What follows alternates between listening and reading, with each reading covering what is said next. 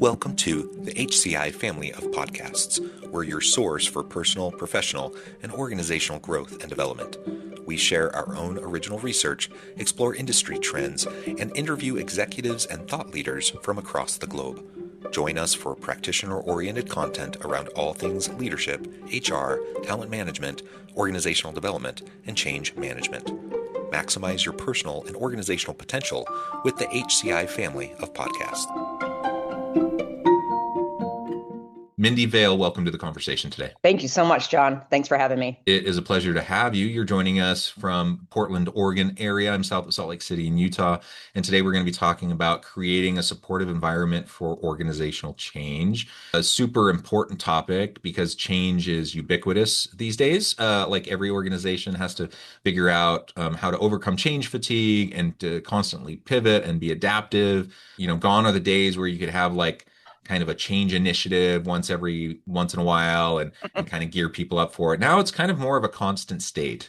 And so trying to create an environment where that can happen and flourish and where people can actually lean into it is certainly a challenge. As we get started, I wanted to share Mindy's bio with everybody. Mindy Vail has more than 2 decades of experience in leadership development, change management, education, and public speaking. Working with emerging leaders to veteran executives, her focus is cultivating a growth mindset and fostering resilience. Her book, The Mindshift Effect, where change management is redefined and leadership is defined, provides a wellspring of inspiration for leading meaningful organizational change. I love that. I love the title. Anything you would like to highlight by way of your background or personal context before we dive on in? Yeah, thanks for the great introduction. I appreciate that.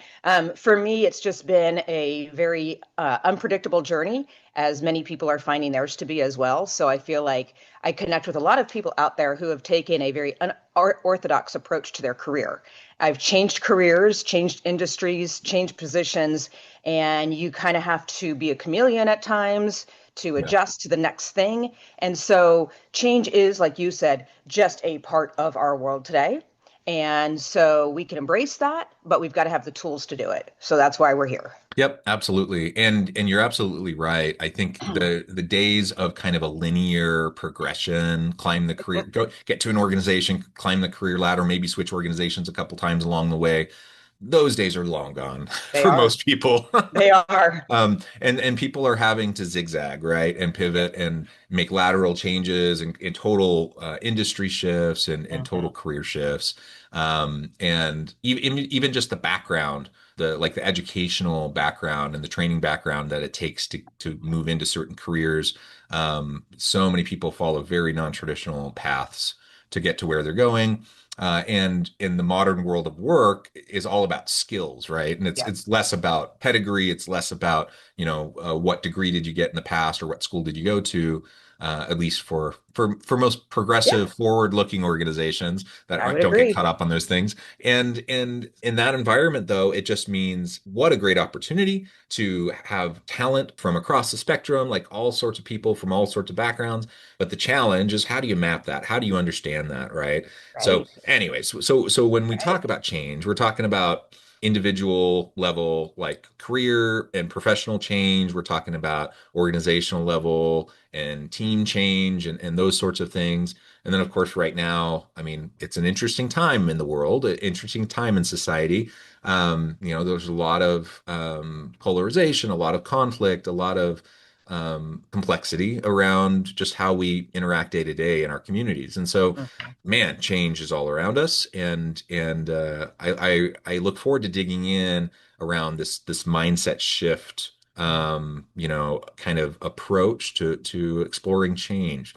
So let's go ahead and start with your book. I always like to ask authors, like, why this book? Why now? What is it, that you just felt like you had to get it out there and make this contribution at this time? So writing this book was not intentional. I started it by just journaling some thoughts because I had just left a company that I was with for about 10 years. I had left as a VP of Culture and Employee Engagement, where I oversaw HR training and communications. Fun I job. loved the place where I worked. I loved the people I worked with. It was kind of like the best situation. And I didn't take it for granted. Every day I enjoyed going to work. And then Awesome. we had a major layoff. Hmm. And it came as a surprise to how many people were laid off. Mm, And I was part of that. And after that initial hit, it was a crap, what am I going to do now? mm, Am I going to go back to corporate franchise education, what my past was in, or am I going to try to work for myself? And I started just writing. And the book kind of came as writing down what I knew and what I loved and what my passions were, really trying to find that next path. And as I'm writing, I'm like, I'm actually writing a book. I'm writing about all the things I love, all the things that I wake up to do and inspire other people to do. And that really is about embracing change as a part of life and being able to adjust and pivot on the fly. And then it's also about leadership and being aware of our own strengths, our own weaknesses, our own gaps, and using those to lead change. Because the mhm, two are really like intertwined. You can't have great leaders if they don't know how to navigate change. mhm. And you can't navigate change without great leaders. And so when we put those two together, as I started writing, I'm like, this is what I live for. I just geek out on this stuff. And it became kind of this just passion project that then catapulted me into I can do this. This is what I know. Nice. This is my wheelhouse. Here I go. And so a year and a half later, I'm my own consultant. I'm my own business. I work for myself, first time ever in my life. And I love it. Which is scary, right? Yeah. Like, Oh, it's terrifying. yeah, It's I mean, terrifying. it's all on you. Yes, yes, yes. And I've had many days where I've doubted my decision. But more days than not, I'm really thankful that I took the plunge and embraced the change. Yeah, awesome, awesome. Yeah. And I mean, it sounds like you were in an amazing position. When I think about like, now I don't really want to go corporate, but like if I went corporate, what you were that position you were in is exactly what I would want to do. 100%. It was heaven. I loved Mm. it so much. Yeah, but yeah, things just shift under Yeah. our feet, and you can't always predict it, and Nope. oftentimes not at all. And it's hard. Like 10 years at this organization, high level executive, but you're caught up just like so many others in these layoffs, and again, it's kind of like this shifting psychological contract of work. It used to be, I do think we romanticized it a bit. So it's not We do. really, to the full extent that sometimes how we frame it. But I mean, it really did used to be like you would go work for an organization, there'd be opportunities for progression and advancement. There's commitment from the employee to the employer, from the employer to the employee. But again, those days are largely gone. Now, it was never that idyllic, right? But certainly now, organizations are doing what they need to survive, and that means, layoffs, which are super painful, and there's so much. I mean, it's not just painful for you and all your colleagues that got laid off, but for Yeah. the whole organization and everyone who stays behind, and there's trauma there, and so it's very messy, but that's the reality. Like that's like I It go is. into an organization, and I just have the assumption I'm going to be as committed as I can be. I'm going to be try to drive change as much as I can, have a great experience as much as I can, and I'm going to try to be committed to the organization. But I also have to recognize that there's no reciprocal commitment, like, Right.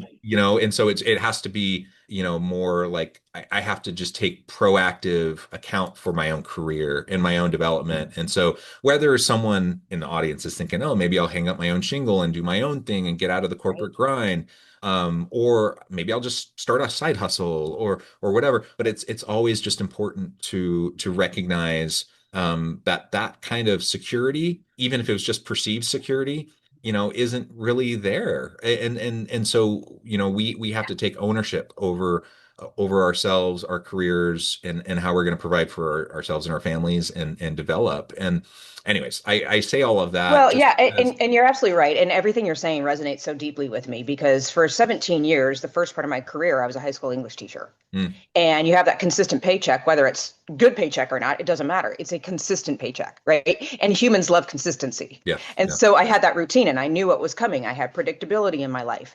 And then moving into the corporate franchise world, I had a consistent paycheck. I knew where it was coming. I knew how much it was. I knew I could pay my bills.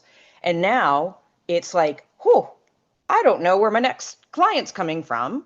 And I've got to really work and get out there and really bust, you know, to get that. And yeah, it is scary.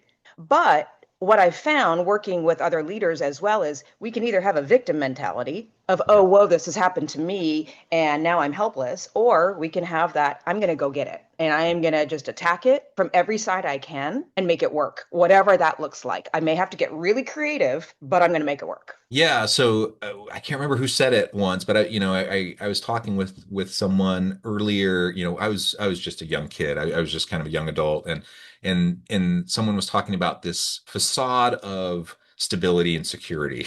Like, I mean, we're human. Like we want that. Right. We do. Every human wants that. And a lot of times we have it, at least to a certain extent.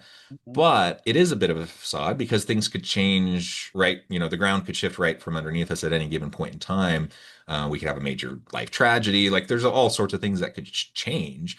And so, this gentleman said something to the effect of really what you just said. Like, while it's scary, also all of a sudden when you realize you don't actually know what the future holds, and you lean into like taking ownership over yourself, like all of a sudden anything becomes possible.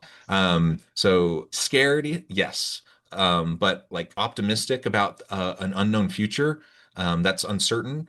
We could get locked down in the scared, fight or flight kind of response that we can have, or we can lean into it and just think about, look at all the possibilities out there in front of me, and I can again wake up every morning excited about what my day has to bring because I get to go chase it down, and that is a fun, exciting thing, even if a little terrifying at times. Absolutely. Absolutely. And what is the number one driver of resistance to change? Fear. Yeah. The number one. And when we as like leaders of teams of organizations can identify where's the fear coming from when we have these big changes happen, then we can actually act on it. When we ignore that fear is driving this behavior, we're not going to get anywhere with it. Yeah. Fear is so powerful. Yeah, and let's talk about that a little bit more. Yeah. So there's a variety of reasons why change initiatives fail, why causes to resistance to change and such. Fear, of course, being a huge part, and it's just hardwired in our brains, right? Our Yeah, it is. evolutionary Yeah. psychology. But we're not destined to like be victim to it. Like we can foster a growth mindset. We can kind of rewire even the synapses in our brain so that we can lean into change more without having that immediate fear response all the time. But we've all been there. We've been in organizations where either maybe we're tasked with driving a change initiative, or we're part of the change. We're one of the many who are part of the change initiative, and resistance happens. And in fact, many leaders often maybe in their mind, in their attempts to like maintain stability, to keep morale up, to whatever, like they maintaining the status quo and stability and structure is kind of their thing, and that's what they do. Right. How do you start to work your way through that when fear is so naturally embedded in all of us as humans, and when you're, especially with a large organization, you're dealing with organizational inertia and all of the policies, practices, and procedures that were set up in a certain way to help be self-replicating and sustaining, right? Yeah. That's the whole Yeah. reason they're there. That's And right. now you're trying to shift something. How do you start to work with clients to go about doing that? I would start with three questions. This is where I always go. Number one, why is the change happening? And if you can't define that, that's your number one issue. You've got to be able to articulate that to the masses, whatever messaging you need to whatever audience it is that you're delivering that message to. Why is the change happening? The second one is, what does it mean? What does it mean for you and your job and your role that you're currently in? Because that's a lot of the fear that Yep. exists, right? Of what does this mean for me? What's in it for me? But what does this mean for me? Does this mean I might lose my job? Does this mean that somebody else is going to take some of my responsibilities? Does this mean that I have to take on more? And so there's all those questions floating around what does it mean? And then what does it mean for the organization? What's it going to look like? And then the third question is what it doesn't mean. What does Yeah. it not mean? How can we eliminate those fear based questions of in the future, we're not going to see this, this, and this. So just put that to the side, relax. It does not mean this. So, why is it happening? What does it mean? And what does it not mean?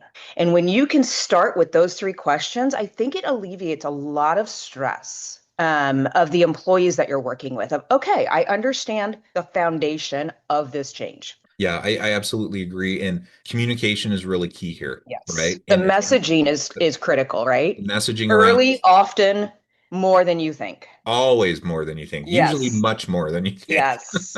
And Yeah, and we're caught in it, right? Because we've been involved in it, yeah, and we forget that other people it's their first time hearing or seeing it. And so we're like, well, I don't understand why, they don't get it or why they're so up in arms about it. Well, this is the first time hearing it. yep. It's scary for them. Yeah. So there's that. And there's also just none of this happens in a vacuum, right? All of No. this is happening within the current context, the current culture, Yep. and the current like the recent history. Like so maybe you kind of flubbed things last time. Guess what? Mm. That eroded trust. Now you're And gonna that have to happens a lot, right? you're gonna have to work extra hard to That's right. rebuild that trust. And you can't just take for granted, that, well, I said so, people should believe me. Like I'm an honest person. Uh-huh. Why would people doubt what I'm saying? Like it's not even so much about you, like an XYZ leader, whoever it is, it's not even necessarily about that person, but it's about the organization as a whole. It's about the culture. It's about do you walk the walk, or are you just saying stuff and then people see it play out differently? And all of like people aren't stupid, and they track that stuff, and they see what's happening, and they fill in the gaps. So like if you're not communicating early, often, way more than you think you need, guess what? They will create their own narrative, won't they? What it does Yep. mean and what it doesn't mean Uh-huh. get open up to the masses, and they start to just create stuff. That's right. And That's a right. lot of times it's not even remotely accurate, but that's part of the game. Like that's just part of the deal. You have to be ready for that. And I can't Mhm. tell you how many times I've worked with executives that are just like throwing their hands in there. They're so frustrated. They're like, people are so upset and frustrated and nervous about all these things. None of that is happening. None of that is part of the deal. But then they fall victim to it, and then they just Uh-huh. get mad and frustrated with people, and then they magnify the problem, because then I've seen people, leaders, then start to kind of go after people, and that kind of stuff, and all that does is further erode trust. It doesn't actually help anything. So those three key points that you mentioned, I think, cannot be emphasized enough. And it's not rocket science either. No, That's the no, thing, is it's it's not. rather common sense, but it's really hard to But do, right. and it's really hard to do consistently, right? Exactly. And we have to remember that ambiguity fuels threat perception. Yeah. Period. You, just be clear, message again, overly communicate. And then I would say to leaders, when they get caught up in why isn't this working, go after the resistors first.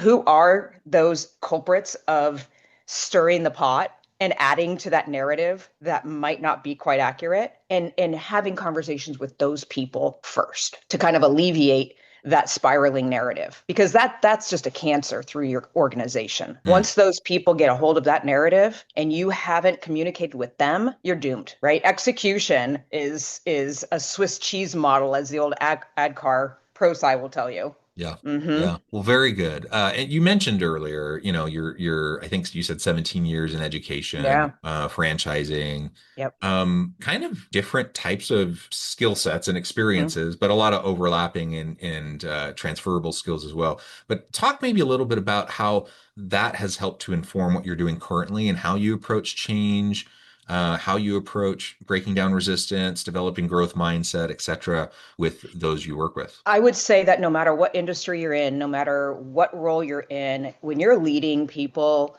the number one thing that I consider is people want to feel heard, they want to feel seen, they want to feel valued, recognized. I mean that's the foundation of the human condition. Yeah. We just want to be seen. And when you can give your employees, your teams a platform to feel safe, to share their opinions, to ask the questions, to have really meaningful conversations, your change initiatives will, I mean, it will double the impact, because you're going to be having those continuing conversations where people do feel Mhm. psychologically safe, right?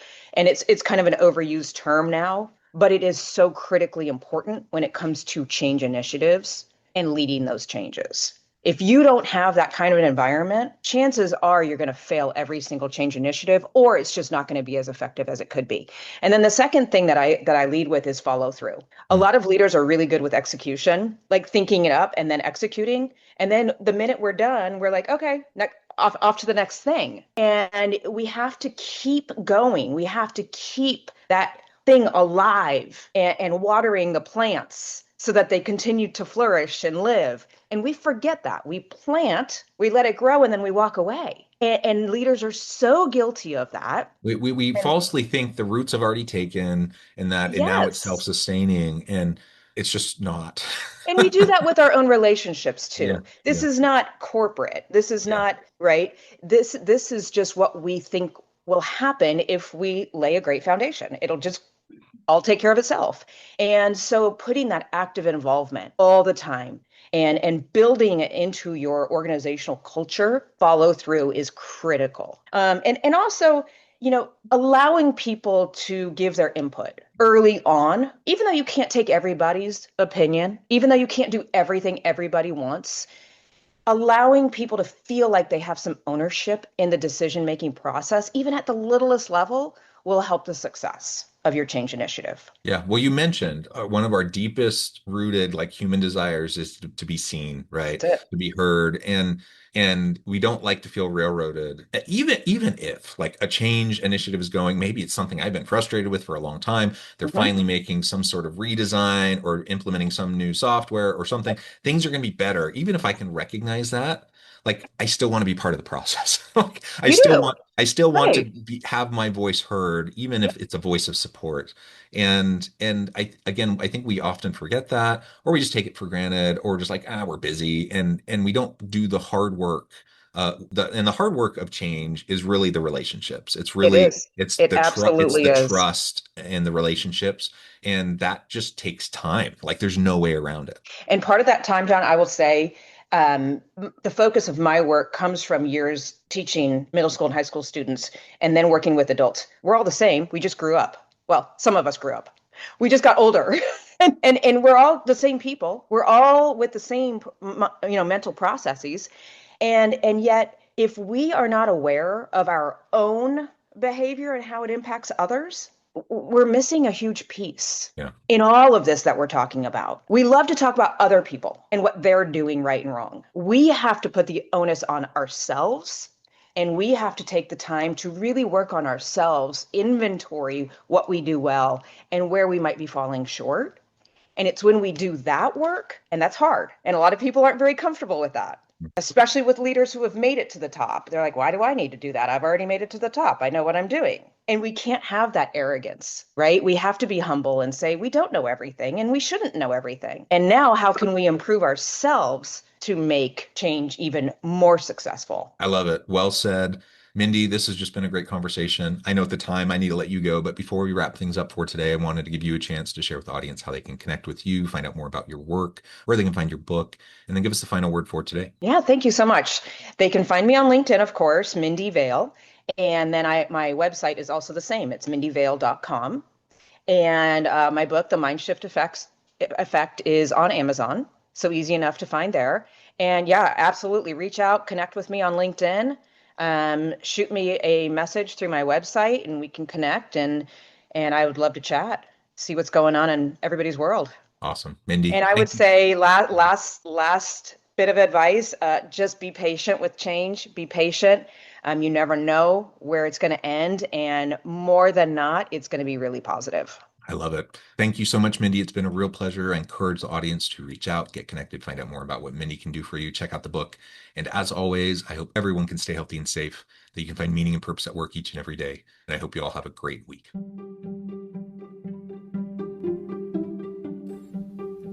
Thanks for joining us for this episode of the podcast. We hope you stay healthy and safe, and please join us again soon.